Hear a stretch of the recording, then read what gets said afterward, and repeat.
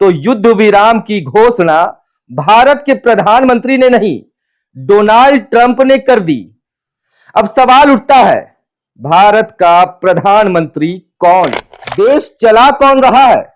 दिल्ली से आदेश आता है या फिर वाशिंगटन से?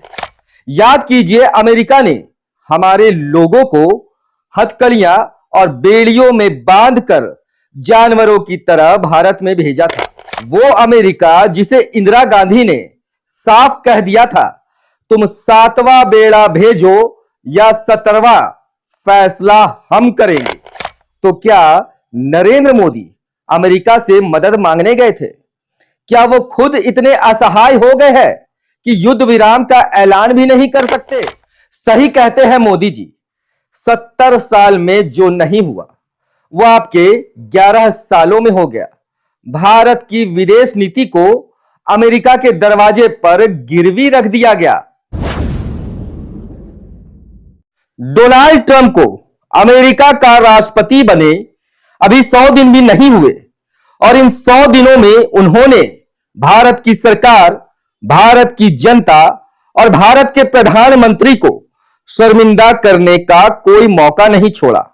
और सबसे दिलचस्प बात, हमारे 56 इंची विश्व गुरु ने बार बार ट्रंप को यह मौका भी दिया। जी हां, ऐसा लगता है जैसे भारत अब एक ऐसा देश बन गया है जिसे बार बार अपमानित होना मंजूर है और अमेरिका का राष्ट्रपति बार बार यही करता है। याद कीजिए, अमेरिका ने हमारे लोगों को हथकड़ियां और बेड़ियों में बांधकर जानवरों की तरह भारत में भेजा था। फिर टैरिफ को लेकर भारत की पोल खोलने की धमकी भी दी और जब देश जंग के मुहाने पर था तो युद्ध विराम की घोषणा भारत के प्रधानमंत्री ने नहीं, डोनाल्ड ट्रंप ने कर दी। अब सवाल उठता है, भारत का प्रधानमंत्री कौन? नरेंद्र मोदी या डोनाल्ड ट्रंप? देश चला कौन रहा है? दिल्ली से आदेश आता है या फिर वाशिंगटन से?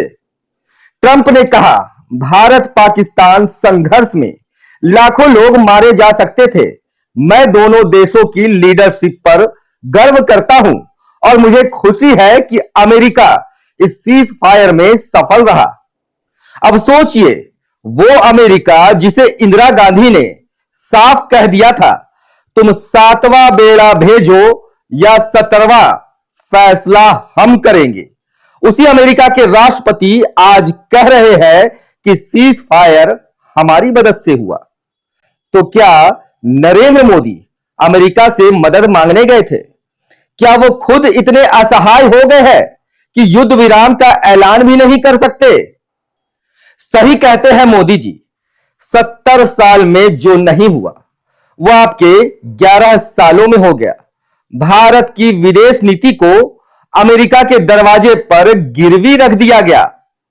अब ट्रंप कह रहे हैं कि वो कश्मीर का हल निकालना चाहते हैं, यानी अब वो मामला जिसे भारत दो देशों का द्विपक्षीय मामला कहता रहा, अब उसमें भी अमेरिका का हस्तक्षेप रहेगा। इतिहास में पहली बार पाकिस्तान जीत का ढोल पीट रहा है और भारत सफाई देता फिर रहा है। पाकिस्तान के रक्षा मंत्री कह रहे हैं, भारत को लगा था कि वो जीत जाएंगे मगर नाकाम रहे। दुनिया आज पाकिस्तान के संयम और ताकत की तारीफ कर रही है। सोचिए, ये बयान तब दिया जा रहा है जब हमारे जवान शहीद हो रहे हैं, नागरिक मारे जा रहे हैं और प्रधानमंत्री मोदी गायब है। 22 अप्रैल से 10 मई के बीच 5 जवान शहीद हुए, 60 से अधिक घायल हुए, 25 नागरिकों की मौत हुई, 50 से अधिक आम लोग घायल हुए। पहलगाम में 28 लोगों की हत्या हुई। सवाल यह है, क्या मिला भारत को? राहुल गांधी और मल्लिकार्जुन खड़गे प्रधानमंत्री को पत्र लिखते हैं मगर प्रधानमंत्री कहीं नहीं दिखते हैं। गोदी मीडिया सिर्फ यह बता रहा है कि हाई लेवल मीटिंग चल रही है। कितनी मीटिंगें चाहिए एक फैसले के लिए? और इस बीच जो पत्रकार सरकार से सवाल करते हैं उनके चैनलों पर स्ट्राइक भेजी जाती है। एफआईआर की धमकी दी जाती है, चैनल बंद करवाए जाते हैं, यहां तक कि कई चैनलों में एफआईआर भी किए जाते हैं। लोकतंत्र बचाइए, पत्रकारों के साथ खड़े होइए। 1999 में अटल बिहारी वाजपेयी लाहौर गए, शांति का पैगाम लेकर। पाकिस्तान ने पीठ में छुरा भोंका। कारगिल युद्ध हुआ। 2001 में परवेज मुशर्रफ भारत आए, आगरा में शिखर वार्ता की। कुछ ही महीनों बाद संसद पर हमला हुआ।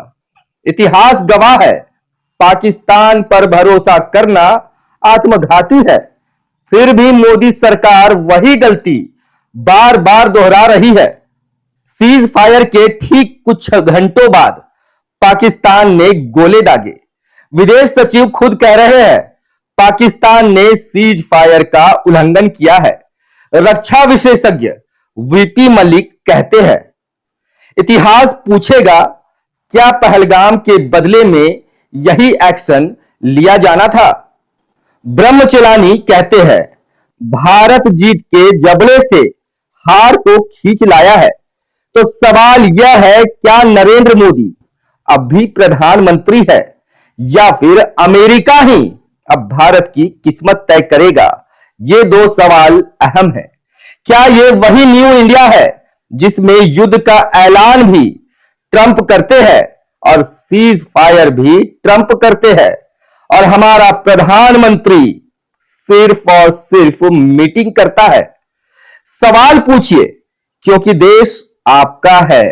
अगर आप इस वीडियो को देख रहे हैं तो सिर्फ एक बात याद रखिएगा, जो सवाल नहीं पूछता वो जिंदा होकर भी मुर्दा होता है। सवाल जरूरी है क्योंकि जवाब मांगना गुनाह नहीं होता है। सब्सक्राइब करें, शेयर करें और सवाल करें क्योंकि अब चुप रहना माफी के काबिल बिल्कुल भी नहीं है। जोहार।